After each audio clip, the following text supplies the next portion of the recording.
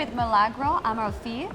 Milagro, how has your experience been at the show so far? Okay, it's the best. Okay. My experience, we have too many expectations without this event, and I think that there are a huge opportunity to the Argentine wineries.